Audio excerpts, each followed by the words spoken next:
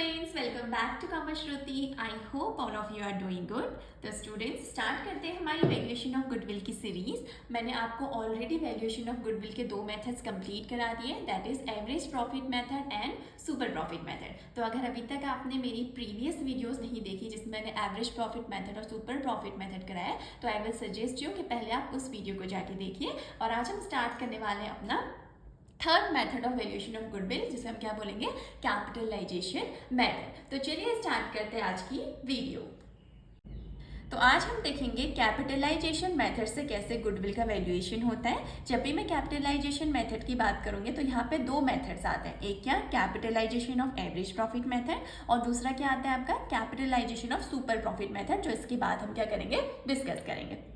Alright, अब जो capitalisation of average profit method है, इससे गुडविल निकालने का फॉर्मूला क्या होता है, that is capital normally required, या फिर इसे हम क्या बोल सकते हैं, कैपिटलाइज्ड वैल्यू भी बोलते हैं। इससे हम माइनस करते हैं कैपिटल एक्चुअली एम्प्लॉयड। अब ये कैपिटलाइज्ड वैल्यू क्या है, कैपिटल एक्चुअली एम्प्लॉयड क्या है, जब मैं क्वेश्चन कराऊंगी तो आपको बहुत अच्छे से वो समझ में आ जाएगी चीज। फिलहाल के लिए फॉर्मूला देख लो। कैपिटलाइज्ड वैल्यू आपकी कैसे निकलती है, जो भी हमें एवरेज प्रॉफिट दिया होगा उसको मल्टीप्लाई करते हैं 100 से, डिवाइड करते हैं इससे नॉर्मल रेट ऑफ रिटर्न से। और कैपिटल एम्प्लॉयड कैसे निकलता है, कैपिटल एम्प्लॉयड का अगर आपको मतलब समझाऊं लेमन लैंग्वेज में, तो मतलब जो हमने कैपिटल बिजनेस में लगाई है, तो वो कैसे निकलती है, जो भी हमारी टोटल एसेट्स हैं उसमें से जब हम लाइबिलिटीज को माइनस करते हैं, कौन सी लाइबिलिटीज, एक्सटर्नल लाइबिलिटीज, जो थर्ड पार्टी को पेमेंट करना होता है, या फिर जो भी टोटल कैपिटल है हमारे पास उसमें अगर कोई रिजर्व एंड सरप्लस गिवन है हमें, तो उसको ऐड कर देंगे तो वो भी हमारा क्या हो जाता है, कैपिटल एम्प्लॉयड। तो ये तो सिर्फ फॉर्मूला है जो आपको याद करना है, किसका, capitalisation of average profit method का।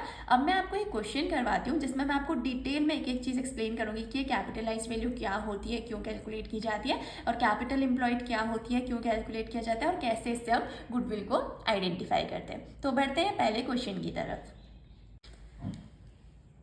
ये रहा आपका पहला क्वेश्चन आज का स्क्रीन पे। बोल रहा है calculate goodwill according to capitalisation of average profit method when a firm earn an average profit of 30,000, normal rate of return given है कितना, 10%, और कैपिटल एम्प्लॉयड है 2,40,000। देखो मैंने आपको बताया था इससे गुडविल कैसे निकलती है, जो भी हमारी कैपिटलाइज्ड वैल्यू है उसमें से हम माइनस करते हैं कैपिटल एम्प्लॉयड को। अब मैंने आपको अभी भी फॉर्मूला बताया कि कैपिटलाइज्ड वैल्यू कैसे निकलती है, जब हम एवरेज प्रॉफिट को मल्टीप्लाई करते हैं 100 से, डिवाइड करते हैं नॉर्मल रेट ऑफ रिटर्न से। ठीक हो गया, चलो पहले कैलकुलेट करती हूँ, देन आपको एक्सप्लेन करती हूँ।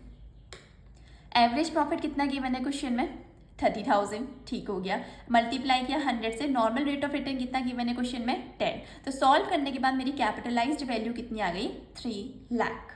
समझ में आ गई चीज़ की नहीं आई, मैम आपने हमें बता तो दिया कि कैपिटलाइज्ड वैल्यू क्या होती है, फॉर्मूला भी समझा दिया, कैलकुलेट करना भी बता दिया, बट ये होती क्या है। कैपिटलाइज्ड वैल्यू हमें ये बताती है कि ये जो हम 30,000 का प्रॉफिट अर्न कर रहे हैं ना, इस 30,000 के प्रॉफिट को अर्न करने के लिए अगर कोई भी बिजनेसमैन कोई इन्वेस्टमेंट करना चाहता है तो उसे कितने की इन्वेस्टमेंट करनी पड़ेगी, 3 लाख रुपीज़ की। यानी कि अगर मुझे इस पर्टिकुलर बिजनेस में इन्वेस्ट करना है तो मुझे 3 लाख रुपीज़ इन्वेस्ट करने पड़ेंगे, तब जाके मैं एवरेज प्रॉफिट कमा पाऊंगी कितने का, 30,000 का। समझ में आई आपको ये बात की नहीं आई, ठीक है। अब कैपिटल एम्प्लॉयड क्या बताती है कि इस बिजनेसमैन ने ये 30,000 अर्न करने के लिए कितना इन्वेस्ट किया है। तो इस पर्टिकुलर बिजनेसमैन ने ये 30,000 का प्रॉफिट अर्न करने के लिए सिर्फ और सिर्फ 2,40,000 का इन्वेस्टमेंट किया था। यस, यानी कि जहाँ कोई दूसरा पर्सन सिर्फ 3 लाख रुपए इन्वेस्ट करता तब जाके 30,000 अर्न कर पाता, वहाँ इस बिजनेसमैन ने सिर्फ 2,40,000 इन्वेस्ट किया और 30,000 का प्रॉफिट जनरेट किया।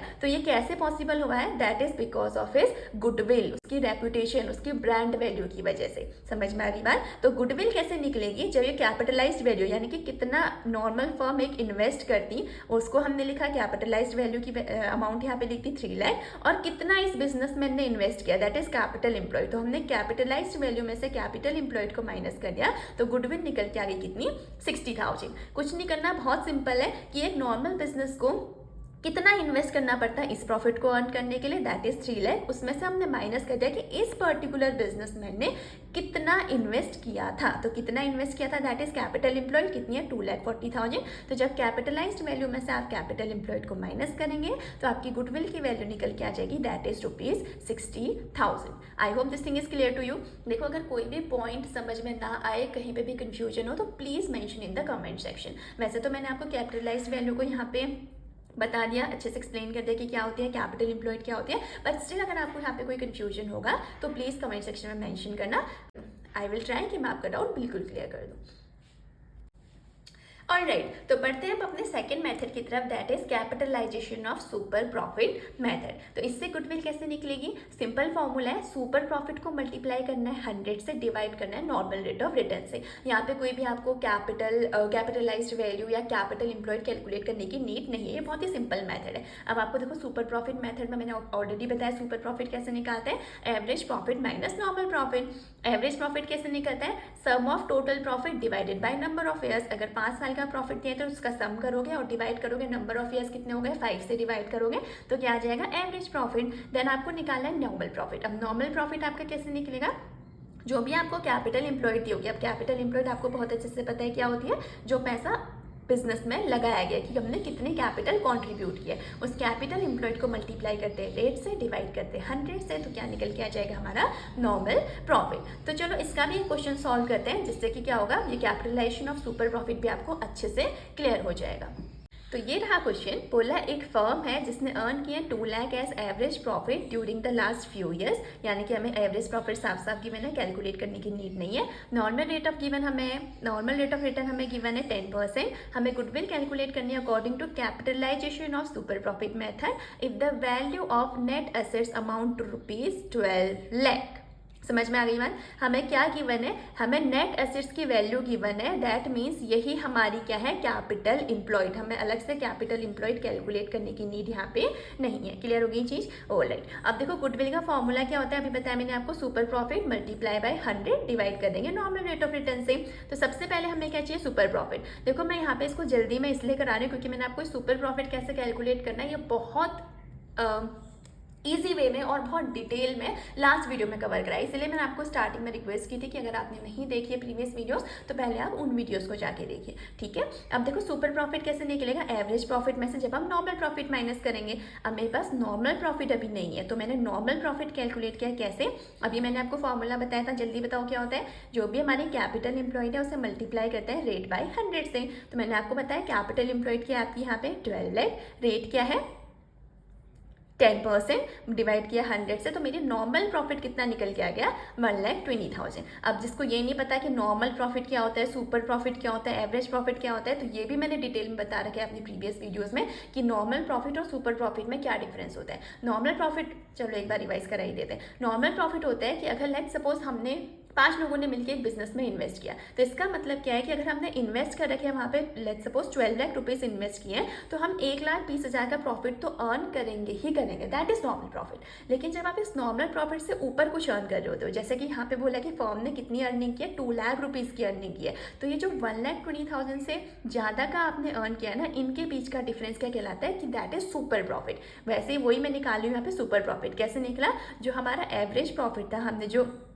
हमने एक्चुअली में अर्न किया और जो एक नॉर्मल फर्म अर्न करती है इस पर्टिकुलर इन्वेस्टमेंट को करने के बाद, उसको माइनस करा तो मेरा सुपर प्रॉफिट निकल के आ गया कितना 80,000। दैट मीन्स कि मैं इस बिजनेस में 80,000 एक्स्ट्रा अर्न कर रही हूँ, ठीक है। अब एक्स्ट्रा अर्न क्यों कर रही होंगी, बिकॉज ऑफ माई गुडविल। तो लास्ट में हम क्या कैलकुलेट करते हैं, गुडविल। गुडविल कैसे निकलेगी, जो मैंने सुपर प्रॉफिट अर्न किया है उसको मल्टीप्लाई करेंगे 100 से और डिवाइड करेंगे नॉर्मल रेट ऑफ रिटर्न से। तो करते हैं, चलिए सुपर प्रॉफिट कितना निकल के आ गया 80,000, मल्टीप्लाई करेंगे 100 से, नॉर्मल रेट ऑफ रिटर्न हमारा क्या है 10। तो सॉल्व करने के बाद ये कितना आ गया, दैट इज 8 लाख। समझ में आ गई ना चीज़? करेक्ट किया ना कैलकुलेशन? यस, बिल्कुल करेक्ट किया है, ठीक है। तो पता चल गया तुम्हारी गुडविल कितनी निकल के आ गई। हमने सुपर प्रॉफिट जो आया था हमारा 80,000, उसको मल्टीप्लाई किया 100 से और डिवाइड किया नॉर्मल रेट ऑफ रिटर्न से, तो मेरी गुडविल कितनी निकल के आ गई by capitalisation of super profit method, that is 8 lakh rupees. Alright, so that's it for today. I hope मैंने जो दोनों क्वेश्चंस आपको करवाया आज कैपिटलाइजेशन मेथड के, that is capitalisation of average profit method का एक क्वेश्चन कराया और कैपिटलाइजेशन ऑफ सुपर प्रॉफिट का दूसरा क्वेश्चन करवाया, आपको ये दोनों ही क्वेश्चन बिल्कुल क्लियर हो चुके हैं। बट स्टिल अगर कोई भी डाउट होगा, कोई भी कंफ्यूजन होगा, कोई चीज़ समझ में नहीं आई होगी, तो please do mention in the comment section. और अगर आपको वीडियोज़ पसंद आ रही है, कंटेंट फ्रूटफुल लग रहा है, यूजफुल लग रहा है, तो please do like share and subscribe also. तो आज की वीडियो को मैं यहीं पर एंड करती हूँ, वीडियो को ज़्यादा लेंथी नहीं करती हूँ। मिलते हैं नेक्स्ट वीडियो में with some new topic. Till then, thank you so much, bye bye.